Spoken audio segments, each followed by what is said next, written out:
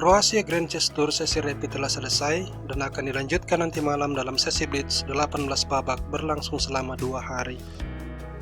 Jan Nepomuk memimpin sendirian dengan 11 poin diikuti Maxim Vasiliev, Anish Giri, Ivan Saric yang nantinya akan digantikan oleh Kasparov serta Jan-Krzysztof Duda. Mereka masing-masing mengumpulkan 10 poin. Adapun game yang akan saya review kali ini adalah antara Duda melawan Anton Korobov, di mana Korobov pada langkah ke-21 mengorbankan kuda dan meluncurkan serangan tajam yang ironisnya tidak mampu dia manfaatkan, membuat Duda berhasil menetralkan dan menyerang balik, memaksa dia menyerah pada langkah ke-37. Duda sebagai putih membuka C4 English Opening, dibalas Korobov kuda F6, lalu kuda menteri dikembangkan G6, D4 dan gajah fianchetto. E4 membangun formasi pion yang masif di center, D6, F3 mendukung pion sentral. Rokade, gajah E3, kuda C6, kuda E2, dan A6 setelah menteri D2, benteng E8, kemudian Duda rokade ke sayap menteri. Di sini pada langkah ke-9 Anton Korobov mulai menyerbu B5. Duda membalas dengan G4, benteng B8, dan gajah H6. Mengadu gajah untuk menghilangkan gajah gelap. Hitam menolak gajah H8. H4, E5 bermaksud membuka center, tapi gajah E3. Kuda A5, kuda G3. Pertukaran pion, gajah makan C5. Langkah ini mengizinkan gajah makan pion, dibalas dengan gajah makan pion, dan kita berada di langkah ke-17. Duda melakukan kesalahan pertama dengan menteri F4. Dari sini Korobov mulai menekan, dia mendorong B4, kuda B1, kemudian menteri C8 menghindari tekanan benteng sekaligus berbalik menyerang gajah, juga menekan raja. Duda mengambil gajah, menteri makan gajah, dan B3 memperkuat pertahanan. Benteng D8, G5. Di sini pada langkah ke-21 Anton Korobov mengorbankan kuda, dia melangkah D5. Tujuan pengorbanan ini adalah untuk membuka pertahanan raja dan mengaktifkan tekanan gajah gelap. Duda menerima pengorbanan, lalu pion makan pion.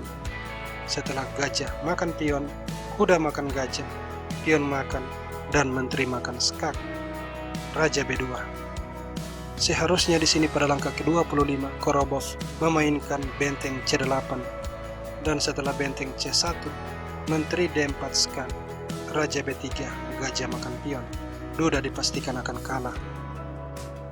Korobov tidak menemukan langkah ini.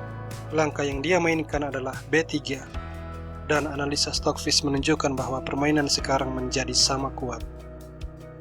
Duda melanjutkan kuda C3, lalu pion makan pion, dan di sini pada langkah ke-27, Duda melakukan blunder dengan kuda E2. Pada posisi ini, Korobov seharusnya melangkah menteri B4 skak, dan setelah raja A1, benteng makan benteng skak, benteng makan, kemudian benteng B8. Ancaman skakmat dalam satu langkah. Menteri D2, lalu gajah makan pion, dan kita bisa berhenti sampai di sini. Anton Korobov dipastikan akan menang. Kembali, Korobov tidak melihat langkah ini. Dia memilih benteng B8 skak, raja A1, dan akhirnya pada langkah ke-28 Korobov melakukan kesalahan. Dia melangkah benteng B6. Langkah ini salah karena mengizinkan serangan balik dalam bentuk E5. Membangun barikade yang memenjarakan gajah gelap juga menawarkan pertukaran menteri. Korobov tidak bisa menerima pertukaran karena praktis sekarang dia hanya bertarung dengan 3 perwira, dan dia telah tertinggal 1 perwira. Oleh karenanya, dia menghindarkan menteri ke B3, mengancam skakmat, tapi mudah saja. Benteng D2. Kita berada di langkah ke-30.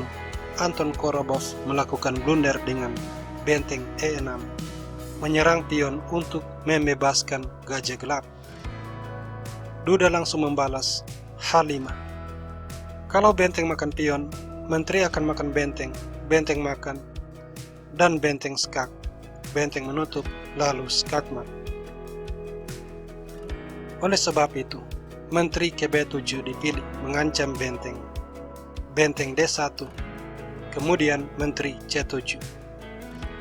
Di sini pertukaran pion dimainkan. Pion makan dan benteng kembali ke H1. Kalau menteri makan pion, akan dibalas benteng makan gajah skak.